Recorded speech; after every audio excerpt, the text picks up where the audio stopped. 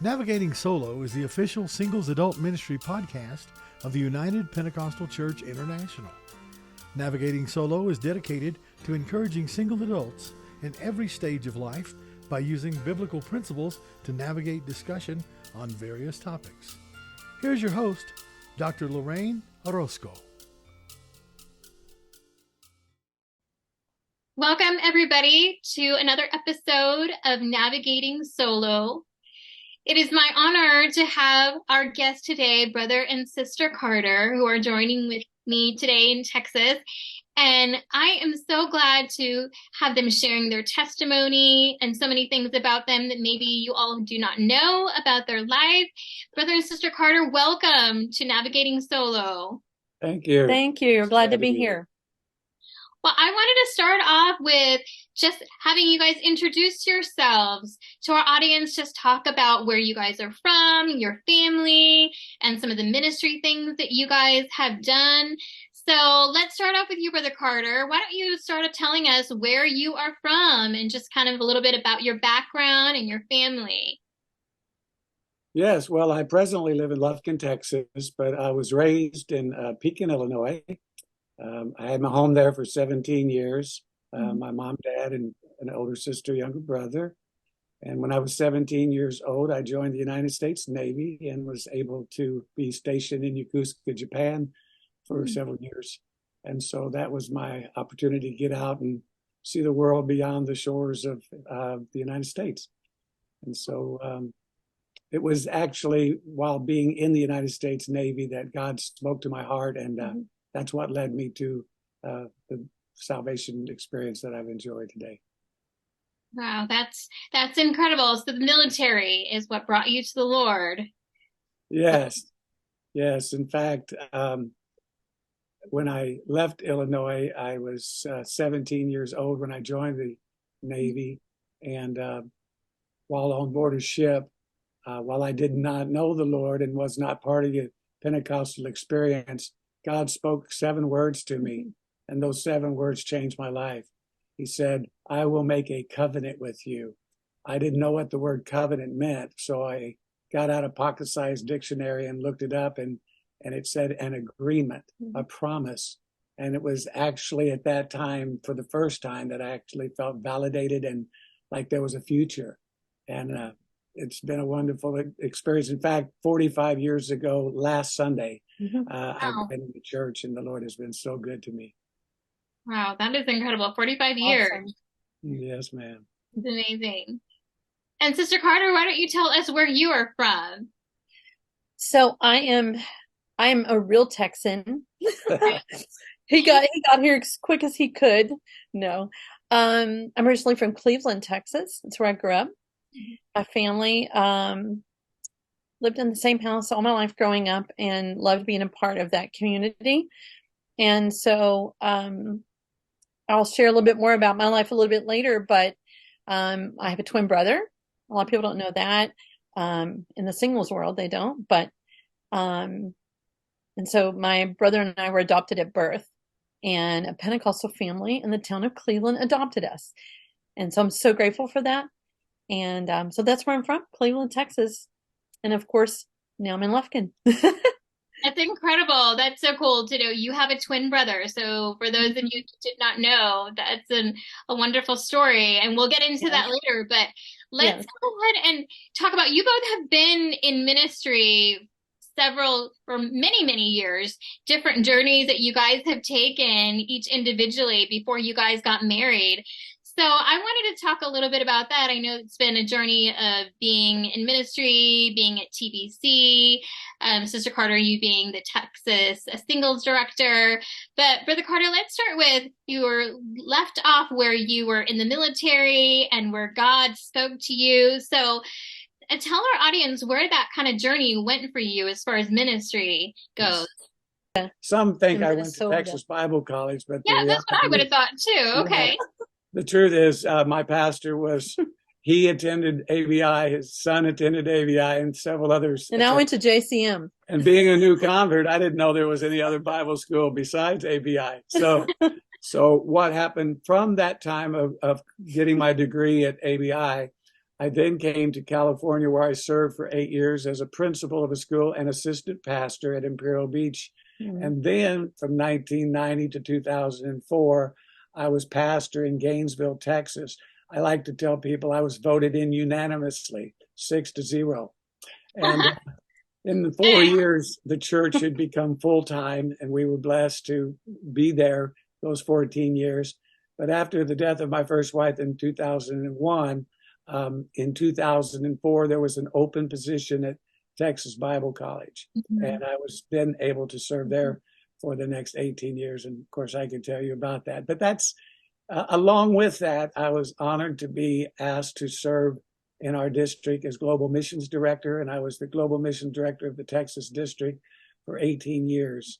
And that, of course, was when Texas was all one district and 430 churches in 13 sections all across our state. So that was a privilege to serve and work with missionaries and work with the churches to help missions. And as I said, pastor during that time. So there's a lot of ministry involvement. And I don't know, as far as Texas Bible College, when I went there, I was Dean of Students for 3 years. I was Dean of Christian Education for 3 years. I was Dean of Missions for 5 years. I was Vice President for a year. And then I was asked to serve as President of Texas Bible College for 16 years. For 6 years. Excuse me, for 6 years of the 17 years that I was there. Well, that is incredible. That is every capacity at TBC, it sounds like. And that's something that Except the music. Except the, no, I'm kidding. Music director. That was no music. No music director. Right. But that's one thing that I didn't know about you, Brother Carter, is that you went to ABI. So that is pretty cool. Went from ABI and then to TBC. And Sister Carter, I know there's a long list of ministry things that you've done as well, but I just want to say I know you went to JCM, so completely opposite kind of thing, and then both at TBC. I think that's pretty cool. But you guys have very well rounded. But where does your ministry kind of leave off? Because you were talked about, and we'll get into more. You were raised in church, and you and your brother were adopted, and you fulfilled many different roles, music, and different ministries. So kind of tell us where that led you into ministry from your life. Well, I had a heart. My husband kind of shared when he came to the Lord, God making him a promise, and then that just being such a pivotal point in his life of changing and committing his life to the Lord enough that he went to Bible college. I grew up in church, so a little bit different journey, but I had a heart from when I was young to live for God. And, just something placed in my heart that I just desired that so much. And so my dad pastored for a little bit when I was young and a country church, which was fun. And then later when I was 13, a pastor came to the town nearest us and became the pastor, which we knew their children. Anyway, my father let my brother and I go to the church up there so we could be a part of a youth group. And going to Christian Life Center in Cleveland really impacted my life. But one of the things that happened, I knew how to play a couple of songs on the piano. My dad made me take some lessons when I was like 7. I'd rather been outside playing, but he made me take those lessons. I could play maybe a couple of songs, but definitely not, skilled enough to play for the 250 member church that the church was, at that time. However, something happened that changed my life during a service one night. And my pastor was talking about that the musicians, needed to get really faithful and all of that. Tongues and interpretation came out. I was 13 years old, or between 13 and 14 years old. And tongues and interpretation came one night, and the Lord said if somebody would commit theirself, in other words, to being faithful every service, that he would anoint them and he would show them how. And I was standing there. I was a shy girl growing up. Nobody believes that now, but I was. See, he's laughing. Yeah. But I remember standing there with my friends and just saying, "Oh, I wonder which piano player, is going to be, is going to go up there and say, okay, it's me." And nobody went. And all of a sudden, I felt all these fingers in my back, poking me in the back. I turned. It was my mom, my dad, and our pastor's wife. And they were just like pointing their finger to the piano, and I was petrified. And I'm just like, me? And they're just like, so it wasn't a spiritual decision. I just like, better do this. I'm going to get in trouble when I get home. So I walked up there shaking, and sat down at this big grand piano, just shaking. And my pastor said, okay, this must be the will of God. So he took my hands, and he was very anointed, led of God pastor. And he just prayed over my hands. And I'm going to tell you that I would gather things when people came through our church, but I really don't remember learning how to play. But I started playing for church, and then he wanted me to learn the organ. And so, in fact, Sister Size's sister-in-law, Sister Debbie Size's sister-in-law, Sister Gayla Foster, was one of the very first ones that helped me know what the buttons were. So I could even figure out where to start. But that was all a God thing. And so that's a piece of my life. I've played for church since I was 13, all the way up until the first year we married 12 years ago. And so I've led choirs. I led the choir in Eastview. I led a youth choir in Louisiana. I've just done music and done all of that my whole life, my whole adult life, up until after the first year we married. And then we were too busy doing missions and stuff. And I waited so long for him because I was coordinating music at Eastview there in Lufkin. But I waited so long for him, and his schedule was completely booked doing mission services. I was not about to let this man go by himself without me. So the Lord, it was hard for me. I remember crying because that's all I'd done was, be a part of the music during the service. And so to try to figure out what to do with myself during that service, it was interesting for me. But it's been a wonderful journey. And now I still do music as we travel out and evangelize. I sang this morning, and so I still enjoy doing that. But so that's a big piece of my life. Then I worked with our youth group for a while, was a youth leader at home. I led a new conference class for a while when I was in Bossier City, Louisiana. And then, of course, along this way, not marrying till I was 45 years old, never dreaming it would go that way, was not in my 5-year plan. Even though I wrote the list and everything they tell you to do, none of that came about within the time period, But along the way, it's like the Lord just prompted me, we're on this journey of life in this lane, and the Lord said, why don't you just look in the lane next to you? And just got this love in my heart to reach out to people in the lane next to me. And thankfully, my home church in Cleveland, my pastor, Bishop Nelson Nealon, believed in singles ministry. And so I had a healthy perspective of the ministry. And I just got involved in it. And they asked me to lead a home group in Bossier City. My pastor did. They started home groups, and those are really popular. And he said, I want all the singles to meet at your house. I was still a little shy at that point, but I agreed to it. And so they started meeting at my house every week, and I started leading that group. And I never dreamed that from that would just grow this thing, this love, this passion to just see the work of God, for single adults just grow and their lives be changed. And so it grew from there. I led the ministry there. And then I moved back home to Texas to help my pastor in the last few years of his pastorship there at home. And I thought I'd left singles ministry behind. So I was grieving over that a little bit, but the Lord knows what he's doing. And I went back home, and I was there just a couple of months trying to help get some things going back at the church. And my pastor came to me and said, would you take the singles ministry here? And I'm like, okay, here it is.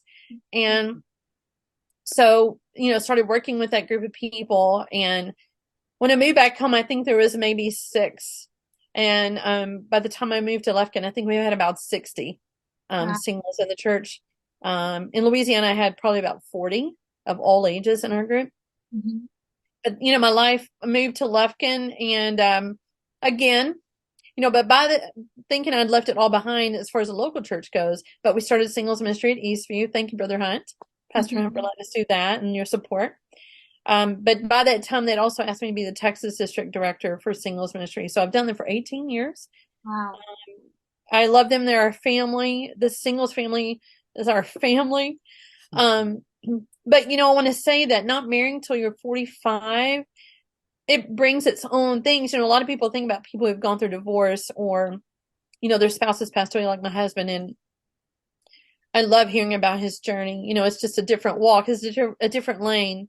But not marrying until you're 45 brings about its own set of emotions and feelings and situations. And so I know there was a time in my life where I wondered, you know, even though I had strong faith in God, but there was a point where I'm like, okay, we're far enough in now. Does he remember I even exist? I'm like, okay, I'm not so sure anymore. And I'm human. I had that time. And I'm so grateful to God for the people that reached out to me and stood by me during that time to remind me that, you know, he knows. And once God promises, Brother Carter, that promise, he keeps those promises. Yes, he does. And we may not see it right away. And we have to know that God has his own individual journey for each one of us. And I've learned to appreciate the beauty in that. And so now I'm like, you know, my journey's not been like everyone else's, but it's birthed ministry in my life and brought me the most amazing people in my life.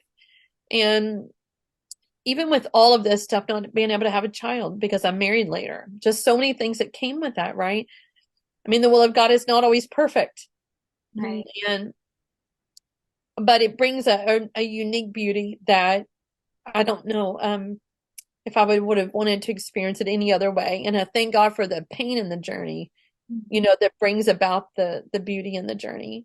I hope that's what you're asking. I'm just trying to share. Well, that is such a beautiful testimony, Sister Carter. I just thinking all the things that you were saying, just being like 13 years old and being available to the Lord and just be willing to do and be faithful and do whatever God has called you to do. And now you serving alongside your husband, traveling on the weekends and doing ministry in so many different capacities. And then also now you are serving as the national secretary along with Sister Debbie Size.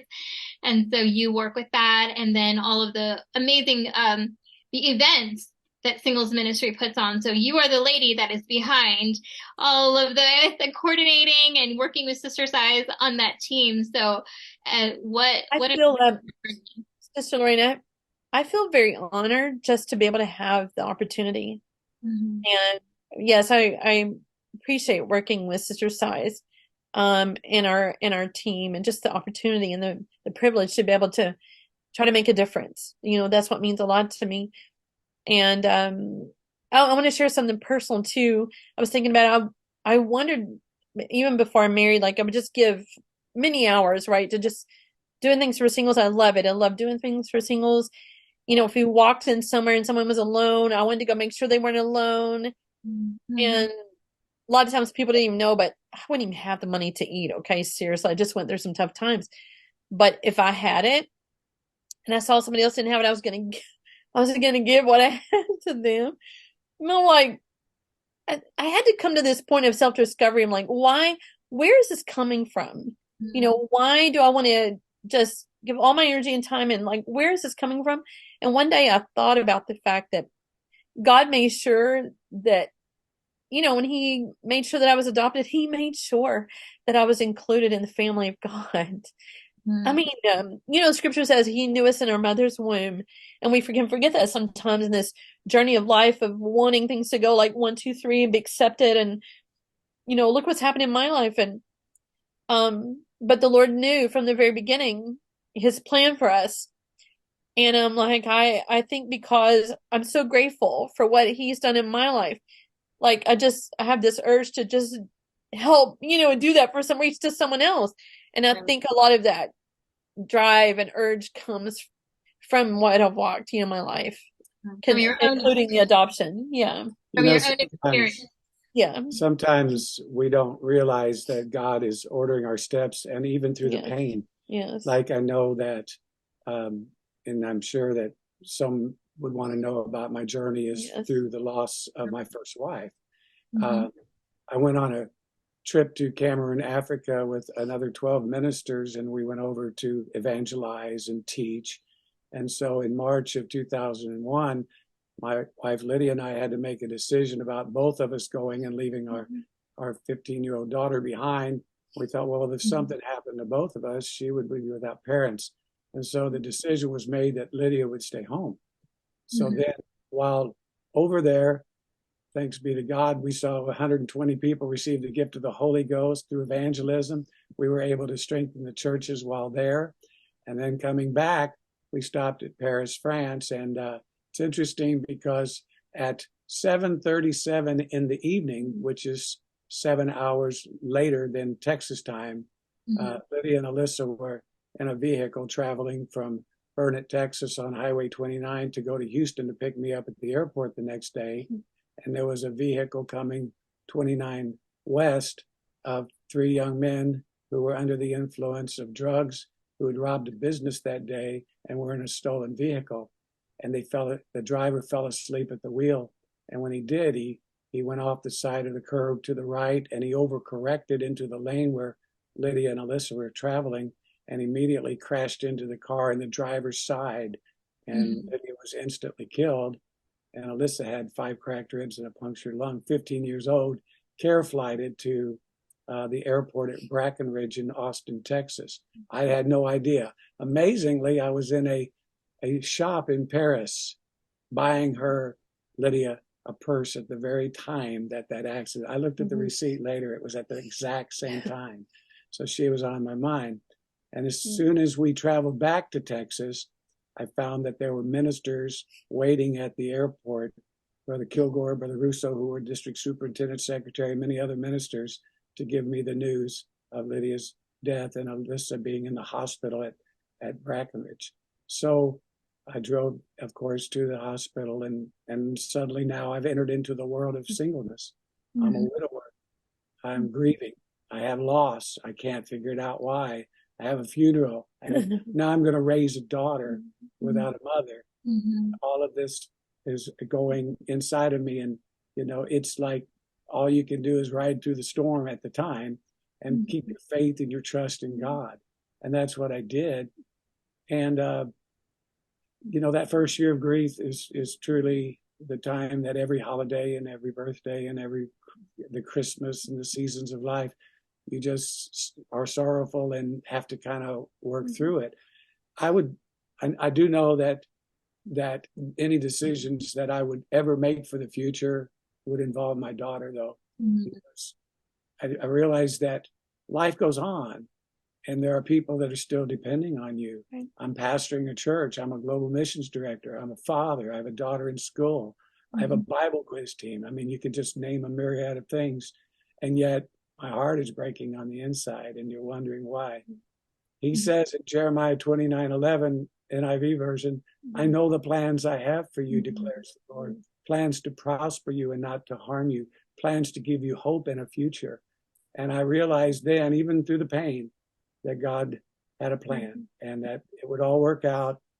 And so I lived by that and made decisions knowing that God was going to order my steps. And a couple of years later, Texas Bible College, and here we are today.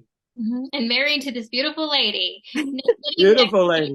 Yes. Beautiful lady. I was thinking while you were talking, Brother Carter, that the scripture that you started with in the beginning was talking about, I'll make a covenant with you, that he's a covenant keeping God and that he keeps his promises. And so for both of you that have walked through your own singleness, being married for the first time at age 45 and having the loss of your wife with a 15-year-old daughter and how God made this beautiful story. I was thinking also, you're talking about beauty for ashes.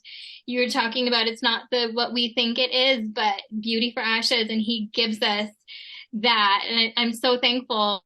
And you have both shared some of your amazing, testimonies that are so encouraging. And Sister Carter, you just shared your heart with. As a person myself, understanding at my age and many of those that are listening, I'm wondering what's going to happen, God? What are you going to do? How is this all going to play out? But knowing that he's a covenant keeping God. So I just wanted to kind of leave off where you guys were talking about what you would like to say to singles or anyone that has gone through the sudden death of a spouse, Brother Carter, and that has waited to be married for the first time. What are some of the encouraging things that you'd like to tell our listeners who are tuning in today? Well, I would say that when tragedy strikes, or either through death or divorce, that you have to recognize that life goes on and that there's still many people that are looking to you. And I knew that while my wife was gone, I still had a daughter and she was grieving. I still had a church and they were going through a loss as well. I still had responsibilities to people when it comes to missionaries traveling through our district that are expecting services. I couldn't just, hey, keep the phone hung up. I couldn't just, not send out schedules and not be a part of that. And so I would say that you need to keep yourself actively involved, and also to realize, for me, the devil will never be able to tell me that people don't care, because I found a entire family of God that rallied around me and supported me and gave me encouragement to know that I wasn't alone. In fact, singles ministry became a part of that. I would also say about singles ministry that, I'll be honest, I think that when I first became a part of singles ministry, I was probably looking at it from the standpoint, I've had loss. Now I need to find someone that gives me reason for that loss. But the reality is that's not how it worked. The reality is that God had a journey that I would follow, but in his own time, he makes all things beautiful. So I learned that I could be ready, but if my daughter's not ready, I'm not moving forward, because I'm not going to sacrifice her for my own satisfactions or my own needs. So what happened when it was the right time, she was accepting of it as well. So today we have an incredible relationship. She loves Cheryl. We are thankful for our family. And I would just say that just be patient, knowing that God is going to help you through the journey. And he does have a plan, and we just have to trust him to fulfill it. And you guys met through singles ministry. That's how you guys ended up at a singles conference. At a singles conference. I mean, so what? How cool is that, Sister Carter? So yes, it's so awesome. It is. It's amazing. Perfect for me. Yes. So tell us, Sister Carter, what are the things that you want to say to singles encouraging, other than, hey, I found my husband and we, God had the perfect match and the perfect timing and it all worked out. But what would you like to say to singles right now who are going through this season in their life that need to just feel a little bit of like, God, he still remembers. He still remembers. The first thing I want to say is I understand. And I see you. And just because I'm here married for 12 years now, I remember the many nights alone in my little living room, my face on the carpet, crying my heart out. I remember the many times, off in the corner at church, again, just asking God, do you know where I am? I remember the many times just feeling down, but then also the times that every moment when I felt like that God, he took me through it and he walked me through it. Sometimes it took a few days, sometimes a couple of months, but every time I came out on the other side, thankful to people who prayed for me, and you know who you are. And I thank you to this day. I would not be here without your prayers. I thank God also because he knew me and my mother's when we had a plan. It's the same with every one of you. That God has a plan, and I feel him really strongly today. That plan is not based on our emotion of the moment, because we are human beings and we are going to feel, especially as women, we're going to feel that when we see, I was a bridesmaid or sang in like 19 weddings.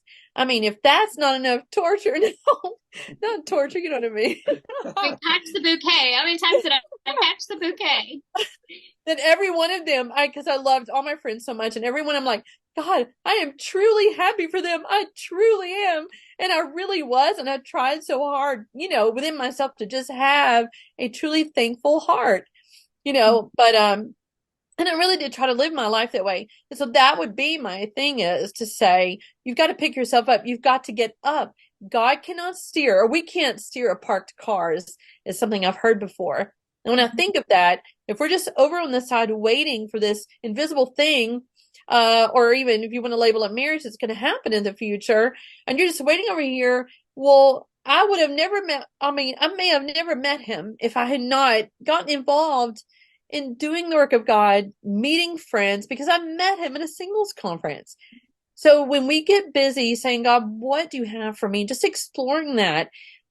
God is great enough and sovereign enough that, trust me, he can get that person through your path if should there be someone he has designed for you.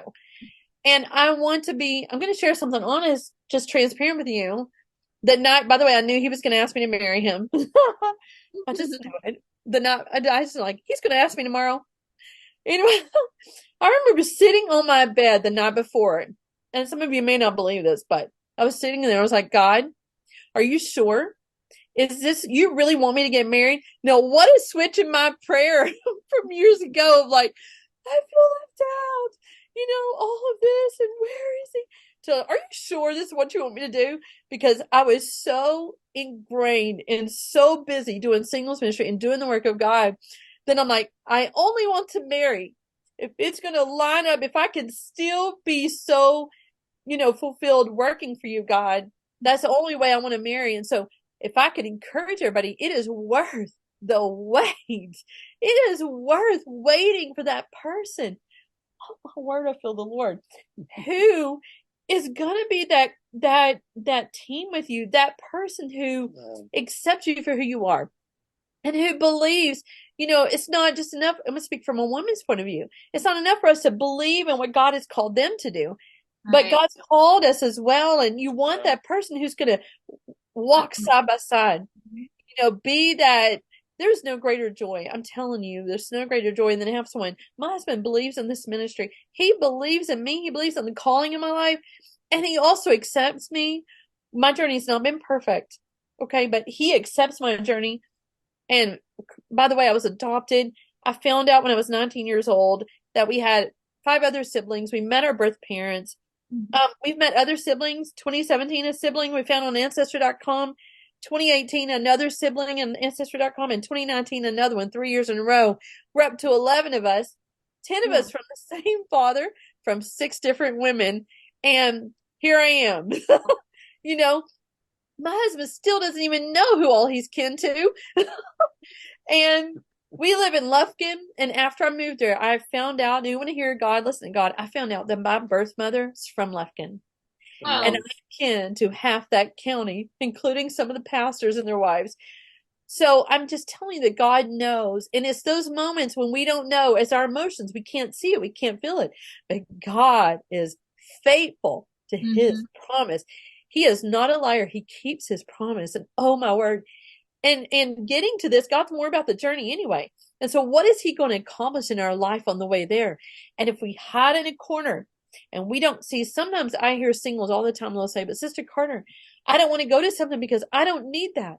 I don't need singles, or I don't need this. But who needs you? Right. Who's waiting on you today? Yeah, maybe you're at a great place, single adult. Maybe you're at a wonderful place right now. But what if there's someone out there needing that word that you would have? If you're not there at that moment, you won't be able to give it. So take a new perspective. Ask God, who can I be a blessing to? And get out of the box and see what God is going to do in your life. He's going to surprise you. And he's going to bless you greatly, more than you would ever dream if you would take that chance.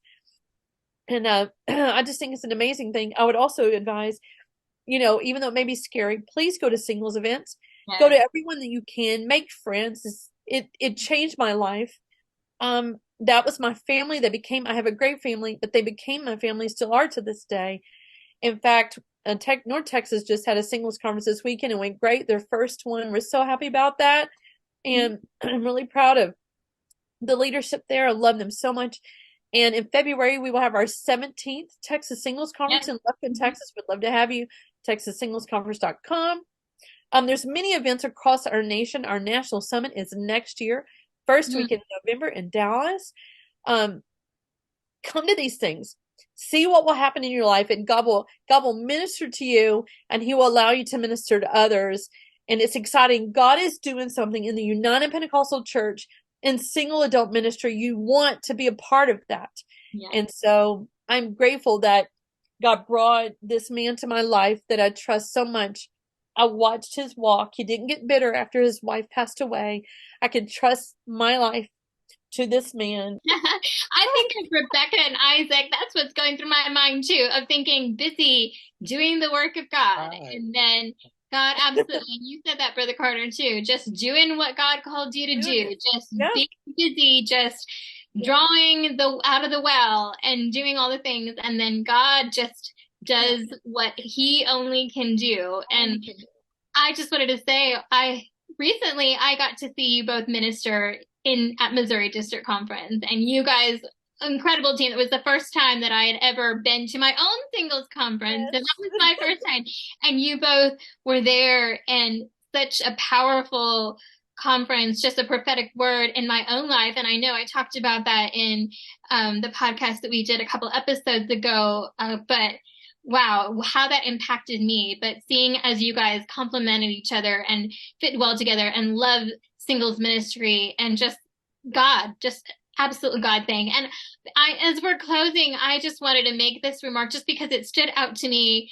And one of the things that I got at Missouri District Conference, and something that you said, Brother Carter, we did a panel discussion, and there was a question that was asked, and asked about how do you know it's the will of God for you to marry that person? And that was one of those lightning moments for me. And there was other people at the singles conference that also kind of said, you know what, I took that. That was so powerful. So one of the things that you mentioned, and I know you had said that this was mentioned by somebody else, Brother Carter, but you mentioned Luke 2:52. Luke 2:52. So I wanted you to share that with us in our closing remarks, because I know that that is something that will get the wheels turning in some of our singles of, this is how you know that this makes sense, that this could possibly be the will of God for my life. So I'm going to let you share that as we're closing. Well, it says of Jesus in Luke 2:52 that he increased in wisdom and stature and in favor with God and man. And after Lydia passed away, Brother Robert Trapani was comforting me. And he said, you probably wonder, how do I move forward, or who do I move forward with? He said, Luke 2:52, he said, when Jesus increased in wisdom and stature and favor with God and man, that's how you look for a spouse. First of all, you increase in wisdom, which means that both you and the person that you're in touch with are intellectually at a place that you enjoy talking and enjoy each other's conversation and are at pretty close to the same intellectual plane. And stature has to do with appearance. You find the person attractive. Thankfully, I find my wife attractive, and usually she doesn't wear her glasses, so I do okay. But then favor with God means that we're of the same faith. You know, if you're of a different faith, then obviously you're going to have problems, you know, yoking together and enjoying together on the training of children and in your own life's interest. And then socially is the last one, and that's favor with man. That means that you enjoy one another's company and you enjoy the company of people that you bond and have friendships with. That's why we're both involved in singles ministry. We're involved in school. We're involved in Bible quizzing. We're involved in a lot of different things that we enjoy doing together. So if you can put those four things together when you're looking for somebody, then that's going to be a very successful marriage, as Brother Trapani shared with me. Could I add one more thing too, Sister Lorraine? And that is that as a woman, as a single woman, part of that is so critical is that you learn the value of who you are as a person. And when you reflect the image of God and how God values you, then you won't accept some things that are not good for you. And that includes some people. And so you have to have that inward strength and realization of who you are in God, how valuable you really are. And then you will accept and not accept, you know, more the right things in your life, you know, accept again and not accept the wrong things in your life. And it will help you in those decisions. So it's really important that you do come to that sense of peace and just owning who you are in God. I wanted to say that. Absolutely. Well, I have absolutely enjoyed my time with Brother and Sister Carter.